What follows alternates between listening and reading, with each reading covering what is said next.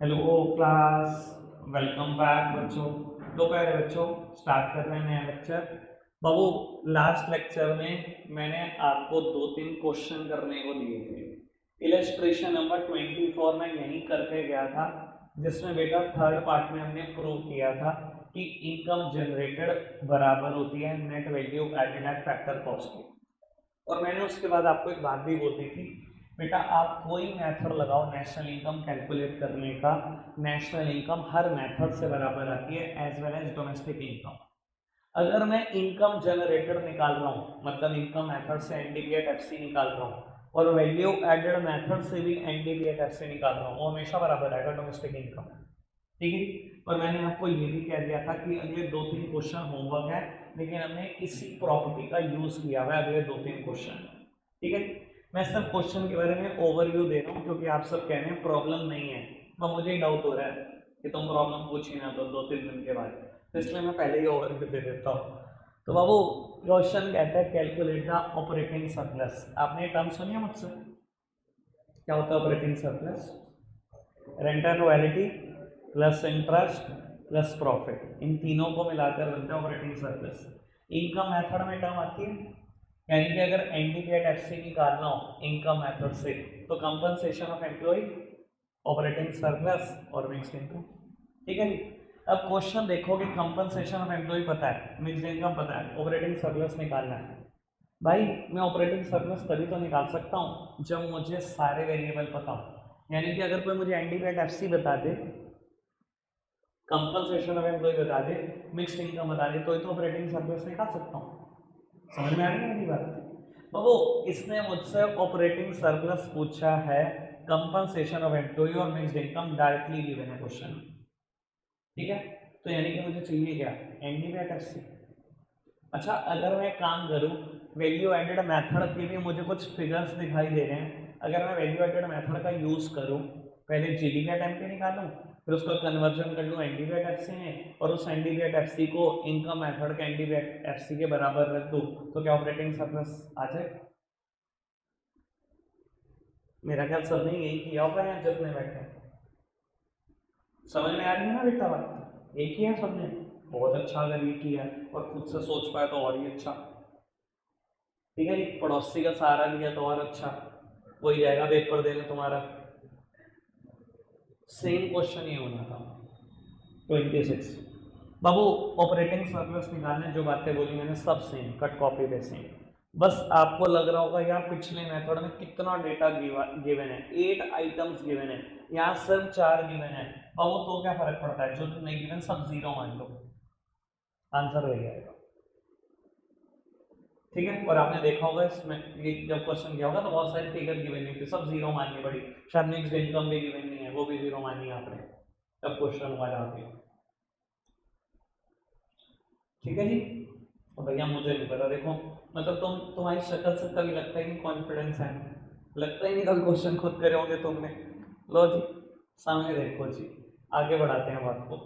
बाबू, expenditure method की तरफ हम बढ़ रहे हैं, और मैं ये भी बता देता हूँ चैप्टर खत्म करने की तरफ बड़ी तेजी से बढ़ रहा है। कल अगर आप देखोगे तो हम एक्सपेंडिचर मेथड के कल काफ़ी न्यूमेरिकल कर चुके होंगे, और उसके बाद हमें मिक्स न्यूमेरिकल करने होंगे तीनों मेथड के, दो तीन दिन उस पर लगाएंगे। एक थ्योरी लेक्चर और बचेगा इस चैप्टर से, चैप्टर खत्म, मतलब चैप्टर भी यूनिट भी। ठीक है ना।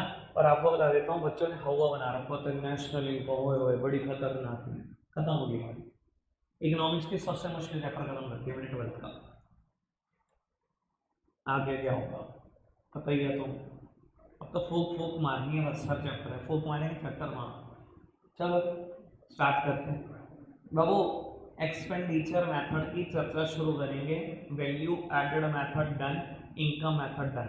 सर थ्योरी बड़ी इंपॉर्टेंट है, ये बात आपको इनकम मेथड में भी महसूस दे दी होगी कि अगर आपने मेरी बात सुनी थी तो आपको न्यूमेरिकल कुछ लगे नहीं होंगे।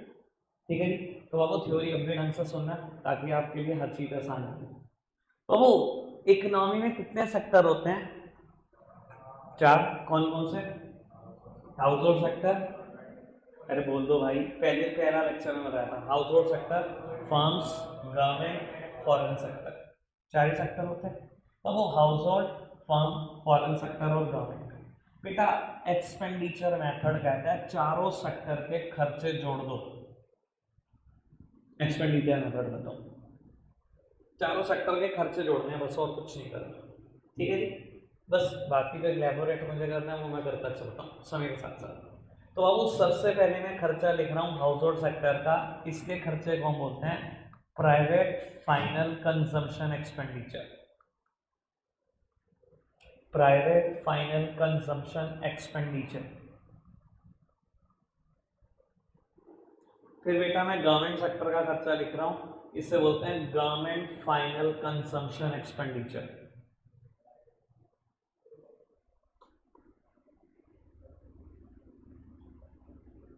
बेटा फिर मैं फर्म सेक्टर का खर्चा लिख रहा हूं, इसे बोलते हैं ग्रॉस डोमेस्टिक कैपिटल फॉर्मेशन। ये ना एक दिन इनकम मेथड करते टाइम टर्म आई थी, यानी कि परसों के लेक्चर नहीं आई थी, पता नहीं वैल्यू एडेड कर रहे थे, हम इनकम मेथड कर रहे थे। मैंने कहा घबराओ नहीं, ये टर्म आपको एक्सपेंडिचर मेथड में सुनने को मिलेगी। मैंने बोला था कि टर्म आई थी एक न्यूमेरिकल करते टाइम। और बाबू फिर मैं लिख रहा हूँ फॉरेन सेक्टर का खर्चा, नेट एक्सपोर्ट्स, यानी कि बेटा एक्स माइनस है। चलो ठीक बाबू, मैंने चारों सेक्टर के खर्चे लिखे, आप सब सामने देखेंगे, थ्योरी बहुत आराम से सुनेंगे। बेटा ये हाउस होल्ड सेक्टर का खर्चा, ठीक है जी, बहुत बड़ा नाम है, प्राइवेट फाइनल कंजम्पशन एक्सपेंडिचर। मैं न्यूमेरिकल करते टाइम और अभी कुछ देर के बाद इसे बोलना शुरू कर दूंगा, पीएफसी, पीएफसीई, ठीक है जी। फिर बाबू गवर्नमेंट सेक्टर का खर्चा GFC, government final consumption expenditure. फिर फर्म सेक्टर का खर्चा जीडीसीएफ, मतलब ग्रॉस डोमेस्टिक कैपिटल फॉर्मेशन। और फिर बेटा फॉरेन सेक्टर का खर्चा एक्सपोर्ट्स माइनस इंपोर्ट्स। इसको रिप्रेजेंट करते हैं x माइनस एम से, यानी कि आप नेट एक्सपोर्ट्स भी बोल सकते हो। इधर देखना x माइनस एम ही क्यों बेटा, एक्सपोर्ट का ना सेकेंड वर्ड देखो, इंपोर्ट का सेकेंड वर्ड देखो, ऐसे इसको सोचा इन्होंने x माइनस एम।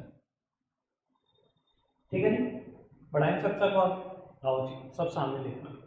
बाबू ये हाउस होल्ड सेक्टर का खर्चा है पीएफसीई। बाबू हाउस होल्ड ने कोई भी खर्चा करा है, कहता है सब जोड़ देना। कोई भी खर्चे से मतलब चाहे ड्यूरेबल गुड्स खरीदने में, चाहे सेमी ड्यूरेबल गुड्स खरीदने में, चाहे नॉन ड्यूरेबल गुड्स खरीदने में, चाहे सर्विसेज खरीदने में, कुछ भी खर्चा करा है सब जोड़ दो, ये पीएफसी है। सुन लो बाबू, ये चारों वर्ड मैंने कभी आपके सामने बोले हैं? पता नहीं याद आ रहा है कहीं। फाइनल गुड्स पढ़ा था मुझसे, final goods versus intermediate goods. Final goods के दो पार्ट बताए थे, कंजम्पशन और कैपिटल गुड्स। कंजम्पशन गुड्स के चार पार्ट थे, मैंने वही वर्ड बोले हैं दोबारा। Private final consumption expenditure, household ने durable goods, semi durable, non durable या सर्विसेज खरीदने में कोई भी खर्चा करा है सब जोड़ दो। बाबू ड्यूरेबल गुड्स क्या होते हैं? जिनका लाइफ स्पैन काफी बड़ा होता है, जैसे कि आपके घर में रखी हुई हाउस होल्ड के एंगल से, फर्म की बात नहीं हो रही, मशीन नहीं बोलना, हाउस होल्ड के खर्चे बता। बहु आपके घर में रखी हुई वॉशिंग मशीन, आपके घर में रखा हुआ एसी, आपके घर में रखा हुआ माइक्रोवेव, रेफ्रिजरेटर, ये ड्यूरेबल गुड्स हैं जिनकी लाइफ स्पैन ठीक ठाक बड़ी होती है, 5-5 साल चल जाते हैं। समझ में आ रही है? सेमी ड्यूरेबल क्या होता है? Life span up to 1 year है, जस्ट लाइक हमारे क्लोथ्स, क्रॉकरी, आज कुछ भी होता है, तेरा स्मार्टफोन, हाँ ठीक है ना, क्रॉकरी हो गई, वो पिताजी के पास ज्यादा पैसा तभी स्मार्टफोन की लाइफ एक्सटेंड है, वरना भाई लोग 6-6 साल 8-8 साल चलाते थे हमारे टाइम में फोन, कीपैड वाले भी। तो बच्चों ने, आजकल के शरारती बच्चों ने ना माँ बाप के पास पैसा ज्यादा देखिएगा, इसलिए स्मार्टफोन की लाइफ एक्सटेंड रही। चलो खैर छोड़ो, मेरा मुद्दा नहीं है। बाबू सेमी ड्यूरेबल गुड्स क्या होते हैं? जिनकी life span up to 1 year है, आपके शूज, आपके क्लोथ्स, आपके crockery generally life 1 year, semi durable आते हैं। देन नॉन ड्यूरेबल गुड्स क्या होते हैं?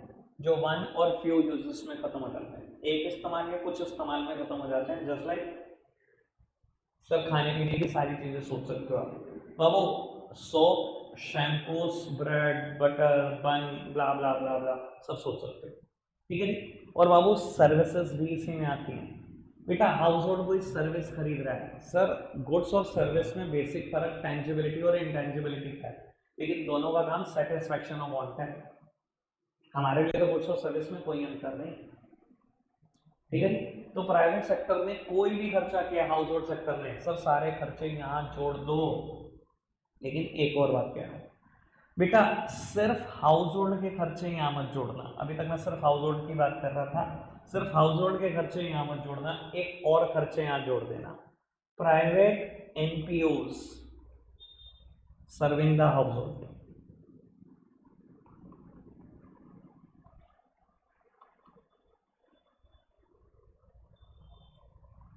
ये क्या बेटा? और मैंने लिखा private NPO serving the household. NPO क्या होती हैं? Not for profit making organisation. बहुत सारी ऑर्गेनाइजेशन दुनिया में ऐसी होती है ना, नॉट फॉर प्रॉफिट होती हैं, जो प्रॉफिट के लिए काम नहीं करती, जो लोगों की सेवा भाव के लिए काम करती है। देखो ढंग से पढ़ लो, मैंने लिखा private NPO serving house hold. अगर हाउस होल्ड का खर्चा को यहाँ जोड़ो, अगर कोई प्राइवेट एनपीओ है खर्चा कर रही है, ऑब्वियसली खर्चा इन्हीं के लिए कर रही है, उसके खर्चे भी यहाँ जोड़ देना। मैंने गवर्नमेंट एनपीओ की बात नहीं करी। अगर कोई गवर्नमेंट एनपीओ है तो उसके तो खर्चे यहाँ ही जाएंगे। सरकारी कोई नॉट प्रॉफिट मेकिंग ऑर्गेनाइजेशन है वो तो यहाँ ही जाएंगे। बाबू कोई एग्जाम्पल हो सकता है इसका? दुनिया जान के कोविड के टाइम पर आपको ऐसी ऑर्गेनाइजेशन हर गली मोहल्ले में बनती हुई दिखेगी, देखी होंगे आपने, जिन्होंने बेटा लोगों को फ्री में खाना खिलाया, कईयों का ट्रीटमेंट कराया, घर पर बेटा दवाइयाँ पहुँचाई, सब जानते होंगे अपने अपने मोहल्ले की। मेरे मोहल्ले की बता देता हूँ, नोवेस्टम में ऑर्गेनाइजेशन बनी, आज तक काम कर रही है। ऑर्गेनाइजेशन का नाम है लंगर फॉर हंगर। इन्होंने ऑर्गेनाइजेशन बनाई, 20-25 लोगों ने मिलकर अच्छा खासा पैसा कंट्रीब्यूट करा, जिसकी जिसकी जितनी श्रद्धा थी, कहीं और लोगों से भी कलेक्ट करा, और सब खाना बनवाते थे। जितने मजदूर यहाँ पे बाहर के रुके हुए थे, कहीं के रुके हुए थे, भाई उनको सर्व करते थे। तो क्या प्राइवेट एनपीओ है? सरकार ने मदद करी? नहीं, प्राइवेट फंड से बनी है। किसको सर्व कर रही है? हाउस होल्ड को तो सर्व कर रही है। तो हाउस होल्ड के खुद के खर्चे तो यहाँ नहीं आएंगे। अगर कोई प्राइवेट एनपीओ सर्व कर रही है हाउस होल्ड को तो उसके खर्चे भी आएंगे। समझ में आती है बात? कोई दिक्कत कोई परेशानी तो नहीं? वर्ड याद रहेगा, प्राइवेट एनपीओ। गवर्नमेंट एनपीओ के खर्चे तो यहाँ ही जाएंगे, सरकार के सारे खर्चे यहाँ लिखने हैं मुझे, कोई दिक्कत कोई परेशानी तो नहीं? बढ़ाएं बात को आगे। बाबू इधर देखना मेरी तरफ, हाउस होल्ड में चारों खर्चे मैंने जोड़ने को कहे, durable, semi durable, non durable और सर्विसेज। याद रहेगी बात? एक बात और बोल दो बेटा, ड्यूरेबल गुड्स में सारे खर्चे ले लेना, सारे हाउस होल्ड के, एक छोड़ देना, एक्सेप्ट जो हाउस होल्ड अपने घर पे खर्चा करता है, जो घर बनाने पे खर्चा करता है, घर खरीदने पे खर्चा करता है, बस वो छोड़ दें। अब आपका क्वेश्चन मुझे पक्का पता है क्यों? सर 2 मिनट में आंसर कर रहा हूँ, आगे बढ़ाओ। ठीक है, मैंने प्रॉब्लम इंट्रोड्यूस कर दी, सॉल्यूशन भी कर दी, टेंशन ना लो। चलो जी आगे बढ़ते हैं। बाबू गवर्नमेंट फाइनल कंजम्पशन एक्सपेंडिचर मतलब सरकार के सारे खर्चे जोड़ दो। और बाबू देखो सरकार मेनली जो खर्चा करती है वो डिफेंस पर करती है, एडमिनिस्ट्रेशन पर करती है। बेटा सरकार के सारे खर्चे जोड़ दो, जो भी सरकार डिफेंस पे कर रही है, एडमिनिस्ट्रेशन पे कर रही है या और कहीं भी कर रही है, सब जोड़ दो। लेकिन 4 बातें स्पेसिफिकली याद रखना, 4 बातें याद रखनी है। वैसे तो सरकार के खर्चों की कोई सीमा ही नहीं है, मैंने क्या बोला, सब जोड़ दो, लेकिन 4 बातें स्पेसिफिकली याद रखने वाली है। क्या 4 बातें? सुनते हैं बाबू। Compensation of employ paid by government, मैं पहले चारों लिख ही देता हूँ वरना बार बार इंटरप्ट होता रहूँगा।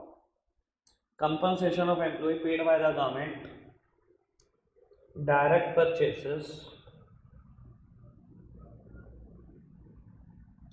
from abroad for the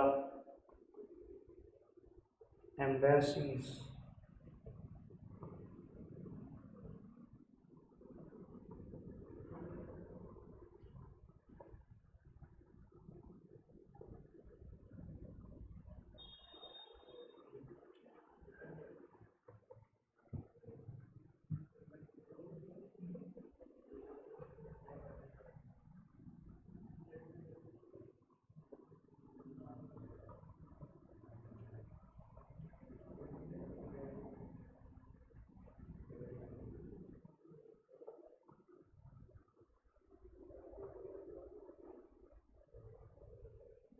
लो पत्थर सब सामने देख रहे हैं, मेरी तरफ आराम से समझेंगे बात को।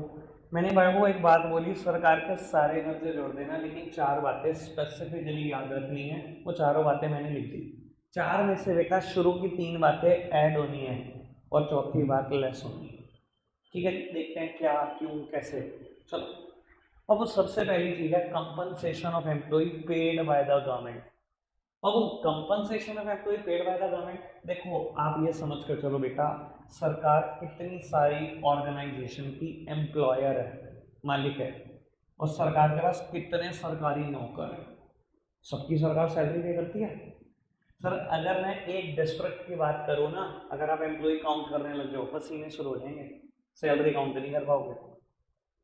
आपको पता है आपके डिस्ट्रिक्ट में कितने सरकारी स्कूल हैं और कितने टीचर पढ़ाते हैं उसमें? कम से कम 2000 टीचर होंगे सहारनपुर जिले में। पता कितनी एवरेज सैलरी हुई? 50,000 रुपये। आपको पता है सहारनपुर में ही इनकम टैक्स डिपार्टमेंट भी है, कितने लोग काम करते हैं उनकी सैलरी। सहारनपुर में जीएसटी डिपार्टमेंट भी है, कितने लोग काम करते हैं, कितनी सैलरी। सहारनपुर में स्टेट बैंक ऑफ इंडिया की कितनी ब्रांचेस है, पीएनबी की कितनी ब्रांचेस है, सरकारी बैंक है, कितनी सैलरी रहती है, आइडिया है। सहारनपुर में बिजली विभाग भी है, इलेक्ट्रिसिटी डिपार्टमेंट, पता है कितनी सैलरी। फायर स्टेशन भी है, कितने लोग काम करते हैं, कितनी सैलरी। तो बहुत कुछ है। सरकारी हॉस्पिटल्स भी हैं, सरकारी खाली स्कूल नहीं, कॉलेजेस भी हैं।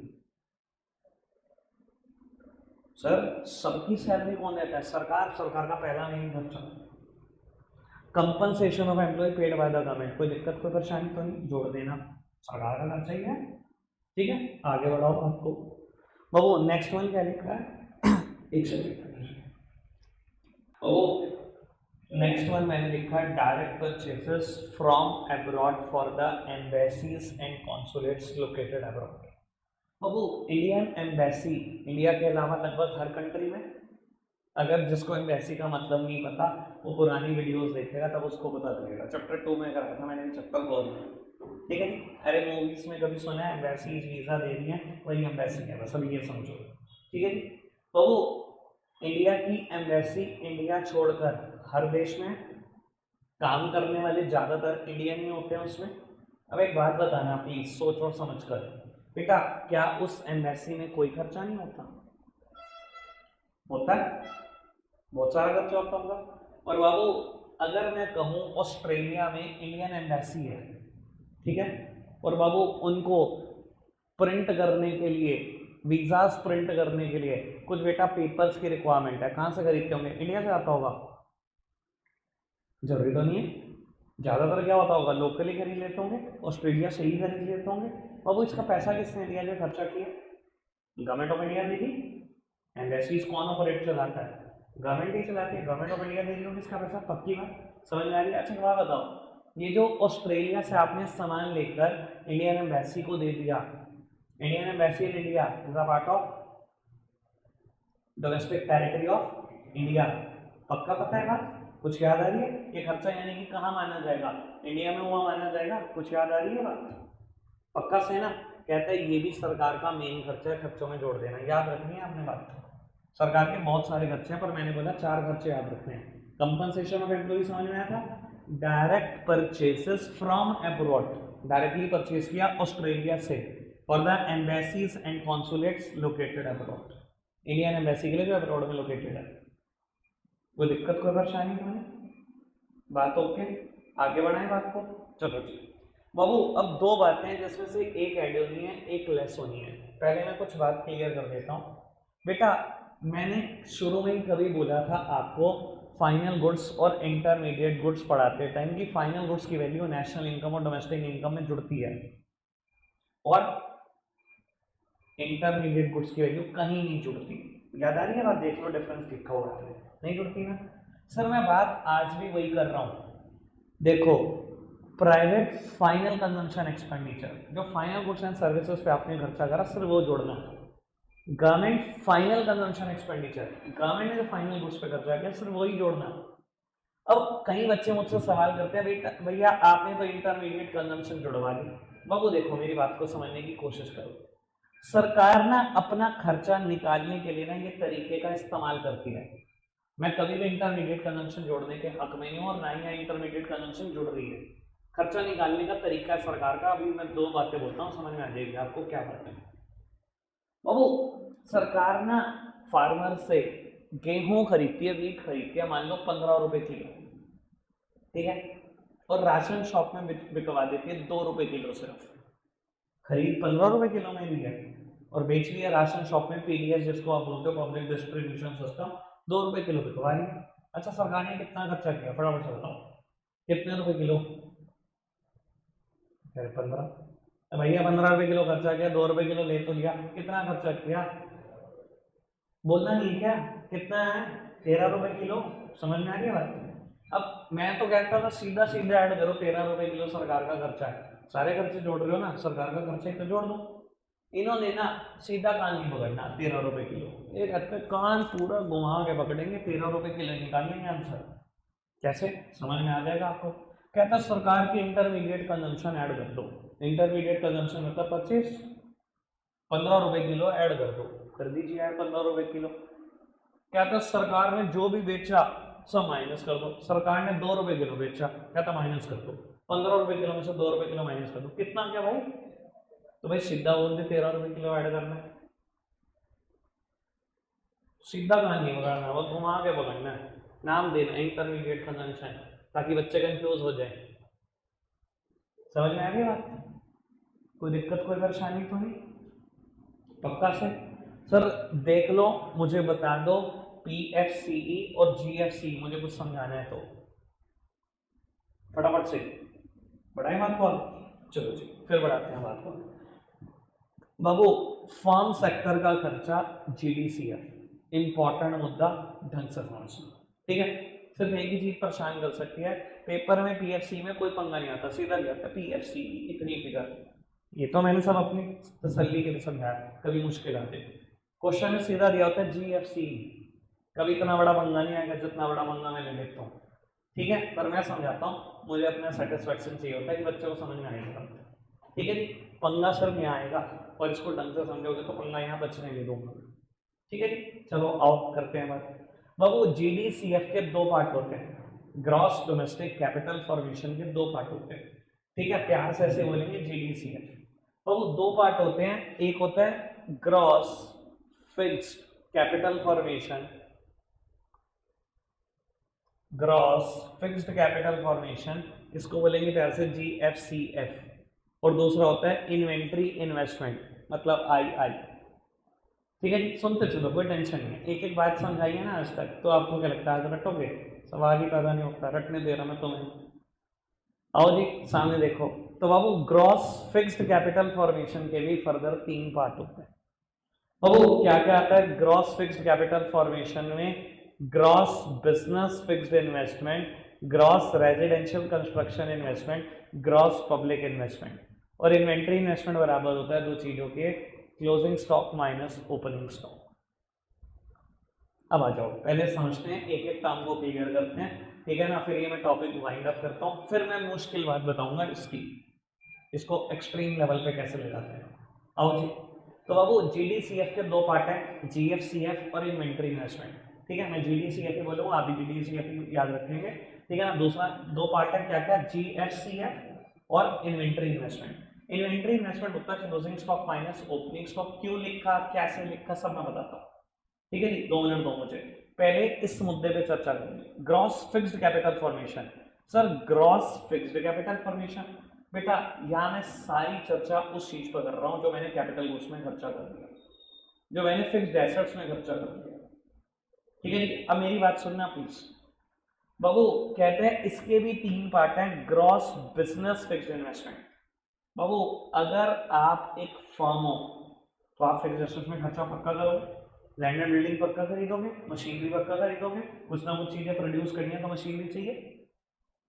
कहता है आपकी सारी फिक्स्ड एसेट्स का खर्चा यहाँ जुड़ेगा, बहुत बढ़िया बात, ग्रॉस बिजनेस फिक्स्ड इन्वेस्टमेंट, कोई दिक्कत कोई परेशानी तो नहीं, समझ में आएगा।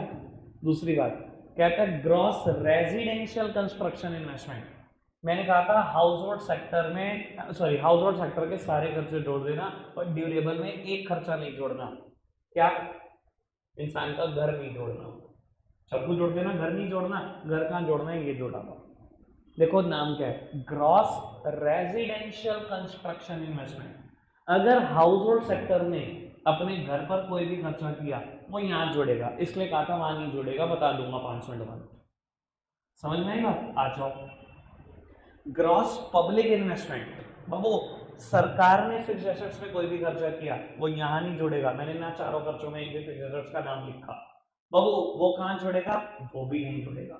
यानी कि सारे के सारे फिक्स्ड एसेट्स के खर्चे यहीं जुड़ जाएंगे, इसलिए नाम था GFCF, gross fixed capital formation. चाहे वो फर्म ने किया हो, चाहे वो हाउस होल्ड ने किया हो घर बनाने पर, चाहे वो सरकार ने किया हो। सरकार के खर्चे बोलते हैं gross public investment, gross residential construction investment, gross business fixed investment. कोई दिक्कत, कोई परेशानी तो नहीं? समझ में आ रही बात? फिक्स्ड एसेट्स एक तरफ, ठीक है। आगे बढ़ाएं बात को, बढ़ जाए, आओ सामने देखो। बाबू इन्वेंट्री इन्वेस्टमेंट में मैंने एक बात लिखी, closing stock minus opening stock. हमेशा बच्चों का मुद्दा होता है, ये क्या है closing stock minus opening stock, बार बार परेशान करता है। एक बार पहले भी कर चुका है वैल्यू एडेड मेथड में थोड़ा सा।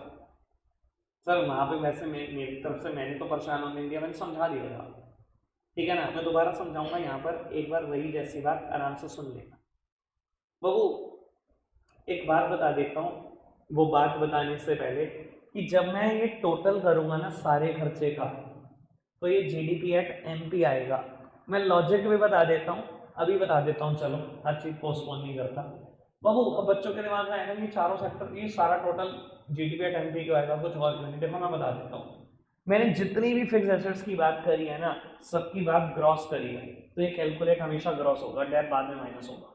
ये देख लो, मैंने एक की भी बात नेट में करी, सारी फिक्स एसेट्स की बात लिखी, ग्रॉस में लिखी ना, कैलकुलेट क्या होगा, हमेशा ग्रॉस, ठीक है। बाबू मैं अभी भी डोमेस्टिक टेरिटरी में ही होने वाले खर्चे की बात कर रहा हूँ, तो डी ही कैलकुलेट होगा। और बाबू एक बात सुनो, बड़ी सोचने समझने की बात है। अरे मैंने दिखा दिया तो क्या रसोया नहीं, इधर देखना मेरी तरफ। चलो बाबू ये MP कैलकुलेट करता है, ये MP क्यों कैलकुलेट करता है बेटा, हाउस होल्ड सेक्टर कोई भी खर्चा कर रहा है, ड्यूरेबल गुड्स पर, सेमी ड्यूरेबल पर, नॉन ड्यूरेबल पर। आप कोई भी सामान लेके आते हो, आप बाहर गए ब्रेड ले गए, 50 रुपए देकर आए ब्रेड ले, मुझे क्या पता उसमें टैक्स है कि नहीं है, इनडायरेक्ट टैक्स है ना, तो वो क्या कैलकुलेट होगा, MP तो होगा। MP में तो इनडायरेक्ट टैक्सेस शामिल होते हैं। ये समझ में आ रहा है कि चारों सेक्टर कोई भी खर्चा करे हमेशा बराबर होगा GDP एट MP के, कोई दिक्कत कोई परेशानी तो नहीं। और GDP एट MP की सिंपल डेफिनेशन पता क्या होती है, GDP एट MP क्या होता है, क्या होता है GDP at MP? Primary sector, secondary sector और टर्शरी सेक्टर मिलकर एक साल में एक इकोनॉमी में जो भी खर्चा करते हैं वो उस देश का GDP कहलाता है, ठीक है ना बेटा। Primary sector, secondary sector, tertiary sector मिलकर जितने भी गुड्स एंड सर्विसेज प्रोड्यूस कर रहे हैं एक साल में एक इकोनॉमी में, वो GDP है। ये समझ में आ रही है ना बेटा, मैंने बात प्रोडक्शन की करनी, GDP एक प्रोडक्शन के बराबर चीज है।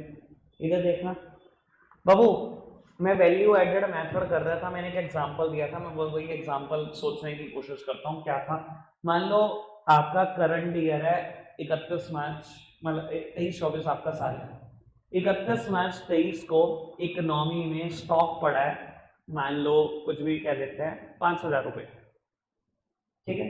और बाबू 2023-24 में इकोनॉमी में सामान बिका है, कुछ भी समझ लो 80,000 रुपये का। 31 मार्च 24 को इकोनॉमी में स्टॉक बचा है, कुछ भी समझ लो 9,000 का।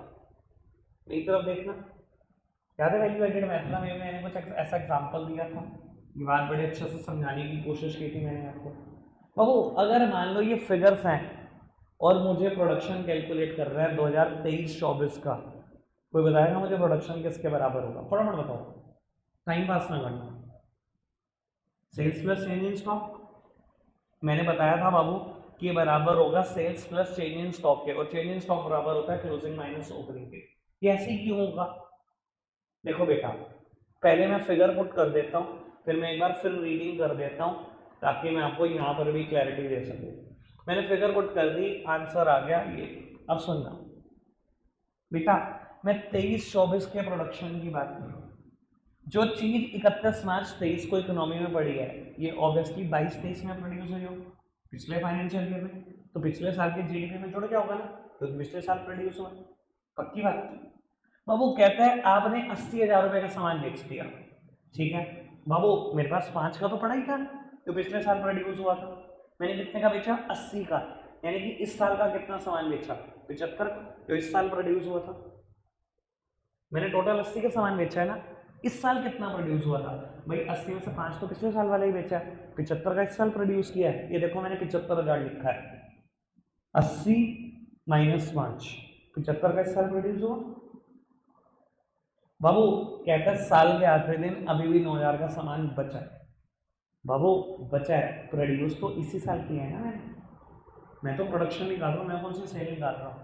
प्रोडक्शन ही तो होता है जीडीपी। समझ में आ रही है बात? तो बाबू मैंने ऑन दैट लॉजिक इसको भी जोड़ दिया था, यानी कि मैंने टोटल प्रोडक्शन इस साल में 84,000 दिया। समझ में आ रही है आपको सब बात? पक्का से? सर मैं अभी भी जीडीपी एट एमपी निकाल रहा हूँ, वैल्यू एडेड मेथड भी जीडीपी एट एमपी निकालता है, ये भी प्रोडक्शन तो निकाल रहा हूँ। तो ये उठाया मैंने क्लोजिंग माइनस ओपनिंग, ये कर दिया रिकॉर्ड क्लोजिंग माइनस ओपनिंग, ठीक है। और बाबू बच्चे कह रहे ये कहाँ रिकॉर्ड करा फिर आपने, अगर जीडीपी एट एमपी निकालते हो सेल्स? कोई समझदार आदमी आंसर करना कि मैंने सेल्स को कहाँ लिखा। सिर्फ समझदार बोले, कोई नहीं कम माना बोले, या ना सोचने वाले बच्चे। मैं समझाता रहता हूँ, थक जाता हूँ, ये सोचते नहीं। मैं ही बता देता हूँ भाई आखिरी में, भाई वैल्यू एडेड मेथड ना सारा फर्म के एंगल से लिखा गया। एक firm by the virtue of its productive activity क्या एडिशन करती है रॉ मटेरियल में, ये लिखा गया ना। तो वहां तो सेल्स आएगी क्योंकि फर्म सामान बेचती है। बाबू जो वहां पर सेल्स है ना वो इसके बराबर है। भैया फर्म सेल करती है, खरीदता कौन है? House sector. आपने जितना भी सामान बेचा होगा, आपने 80 माइनस 5 75 का सामान बेचा, खरीदने वाला कौन होगा? 75 का 75। तो जो वहां सेल्स है वो हमेशा यहाँ पर जुड़ चुकी होगी कि नहीं जुड़ चुकी होगी? थोड़ा यहाँ जोर डाल दो बेटा, कुछ समझ आएगा। क्लियर है? पक्का से समझ में आया क्लोजिंग माइनस ओपनिंग क्यों जुड़ता है? वहीं से उठाई मैंने सारी बात। आगे बढ़ाऊं बात को, एक लास्ट बात ताकि हम वाइंड अप कर सकें भाई बैच, ठीक है ना। और ये लास्ट बात मुझे अभी करनी है बेटा, 1 मिनट के सुन लो। बाबू कहते हैं नेट एक्सपोर्ट्स भी जोड़ देना, और अगर आप देखोगे नेट एक्सपोर्ट्स में मैंने क्या जोड़ा? एक्सपोर्ट्स जोड़ा, इंपोर्ट्स माइनस कर दिया। बच्चे पूछते हैं भैया ऐसा क्यों कर रहे हो, एक्सपोर्ट्स ही क्यों जोड़ रहे हो? बेटा थोड़ा सा ना इस पे नजर घुमाओ, ये मेथड क्या कैलकुलेट कराएगा? जीडीपी एट एमपी, यानी कि डोमेस्टिक टेरिटरी में होने वाले खर्चों की बात कर रहा हूँ ना मैं। बेटा आपको पता है एक्सपोर्ट्स क्या होता है? वो गुड्स जिस पे मेरे देश में खर्चा हुआ, जिसको प्रोड्यूस करने के लिए मेरे देश ने खर्चा किया, वो बात अलग है कि वो बिका बाहर, खर्चा तो मैंने किया। डोमेस्टिक टेरिटरी में जोड़ देना, क्योंकि मैं डोमेस्टिक टेरिटरी के सारे खर्चे जोड़ रहा हूँ। इंपोर्ट्स माइनस कर देना, समझदार को इशारा काफी। किसने प्रोडक्शन पे खर्चा किया? मैंने। दूसरी कंट्री में बाहर निकालो इसको। समझ में आती है बात? क्लियर है बात? मैंने अपनी तरफ से कोशिश करी पूरा मेथड खत्म करने की। स्टेप्स और प्रिकॉशन बचते हैं, 2-4 मिनट के हैं, कल आएंगे, पहले वही निपटाएंगे और फिर बेटा न्यूमेरिकल स्टार्ट रखेंगे। आज के लिए इतना ही प्यारे बच्चों, बाय बाय।